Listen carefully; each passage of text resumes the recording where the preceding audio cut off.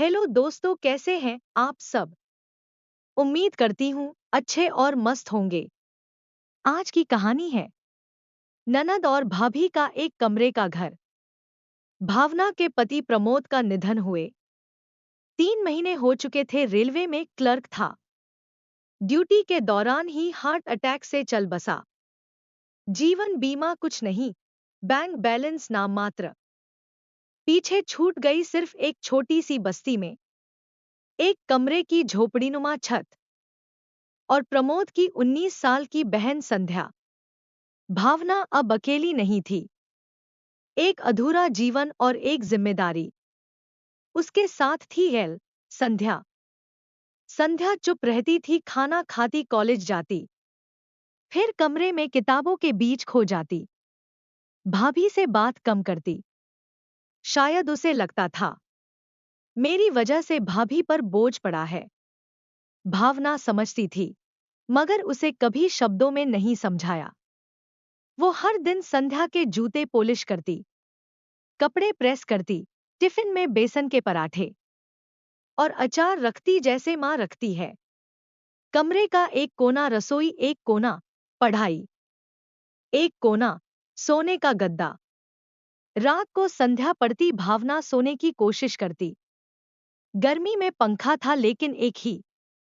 कभी कभी भावना बिना पंखे के सो जाती, लेकिन वो शिकायत नहीं करती और संध्या कभी पूछती भी नहीं, क्योंकि उसके भीतर अपराध बोध घर कर चुका था। पड़ोसी ताने मारते, ब्याह कब करोगी संध्या, भाभी कब तक खर्च उठाएगी। अरे दोनों औरतें हैं एक कमरे में, हाय राम।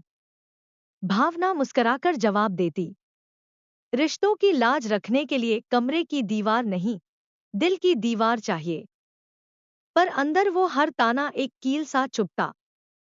कॉलेज में संध्या की बोर्ड परीक्षा आने वाली थी।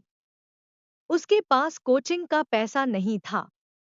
भावना ने चुपचाप रात में मिठाइयां बनाकर मोहल्ले में बेचना शुरू किया।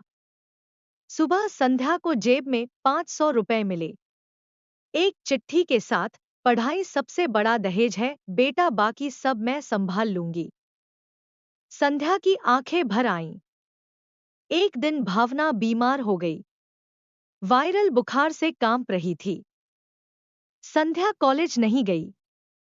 पहली बार भाभी के सिर पर पट्टी रखी, खिचड़ी बनाई, दवा लाई और फिर धीरे से कहा, भाभी नहीं, माँ हो तुम, मेरी माँ जैसी नहीं माँ हो।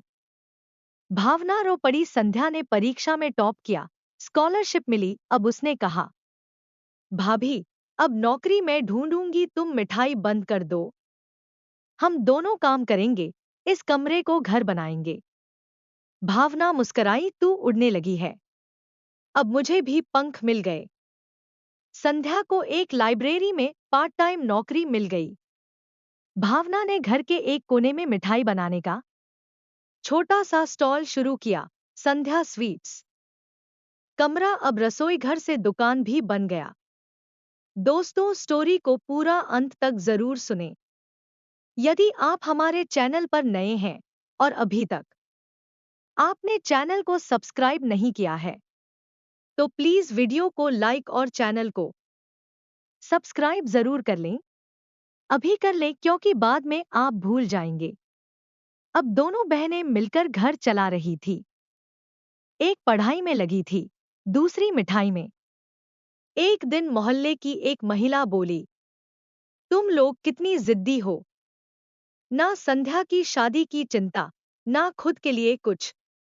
भावना ने शांत स्वर में जवाब दिया, एक कमरे में अगर सम्मान, शिक्षा और आत्मनिर्भरता हो तो महल से बेहतर है। संध्या के लिए एक पढ़े लिखे लड़के का रिश्ता आया। जब लड़के वालों ने पूछा, दहेज, तो भावना ने संध्या से पूछा, बेटा तू तय कर, सम्मान चाहिए या रिश्ता। संध्या ने साफ कहा, अगर रिश्ता मेरी भाभी को सम्मान नहीं देगा तो रिश्ता नहीं चाहिए। कुछ साल बाद संध्या अब सरकारी अफसर बन चुकी थी। भावना अब भावना स्वीट्स की ऑनर बन चुकी थी।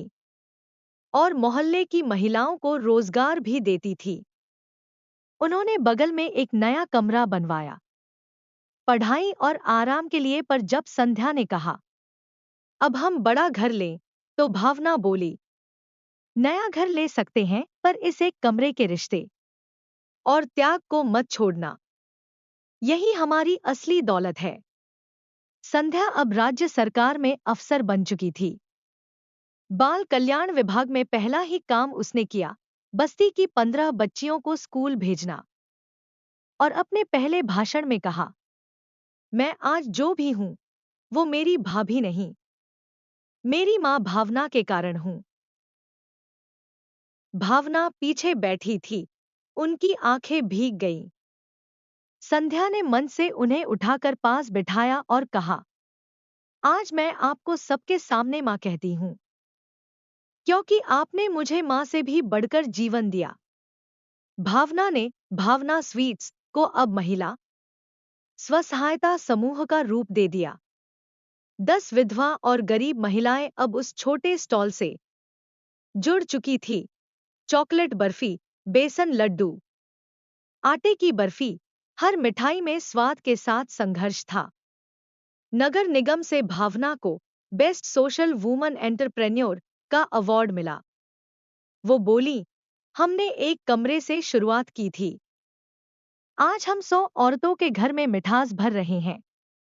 तालियां देर तक गूंजती रहीं।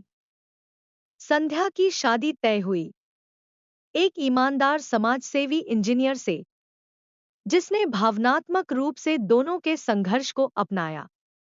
संध्या ने एक शर्त रखी, शादी के बाद भी मेरी भाभी यहीं रहेंगी। अगर घर में मां के लिए जगह नहीं, तो मैं भी नहीं जाऊंगी। लड़के वालों ने सर झुकाकर कहा, आपकी मां हमारे लिए भी मां ही होंगी। भावना के आंगन में हल्दी की महक फैली, लेकिन आंसू की मिठास हल्दी से कहीं ज्यादा गाढ़ी थी। शादी के बाद भी संध्या हफ्ते में एक दिन पुराने कमरे में लौटती। पुरानी चटाई, पुरानी किताबें, वो खिड़की जहां से वो चांद देखा करती थी। भावना अब मां भावना बन चुकी थी, पूरे मोहल्ले की महिलाओं की मार्गदर्शक। बस्ती की बच्चियां उन्हें फूल देतीं। माँ जी, हमने भी स्कूल में टॉप किया, भावना मुस्कराकर कहती। एक कमरे से शुरू किया था, अब हर घर मेरा कमरा बन गया है। प्यारे दोस्तों, यह कहानी यहीं पर समाप्त होती है। आपको यह कहानी कैसी लगी? कमेंट बॉक्स में जरूर बताएं। अगर आपको हमारी ये कहानी पसंद आई हो, तो कृपया हमारे वीडियो को लाइक, शेयर और चैनल को प्लीज सब्सक्राइब जरूर कर लें। इससे हमें मोटिवेशन मिलता है और आप तक ऐसी ही प्रेरणादायक और मजेदार कहानियां सबसे पहले पहुंचती रहेगी। प्यारे दोस्तों, नमस्कार।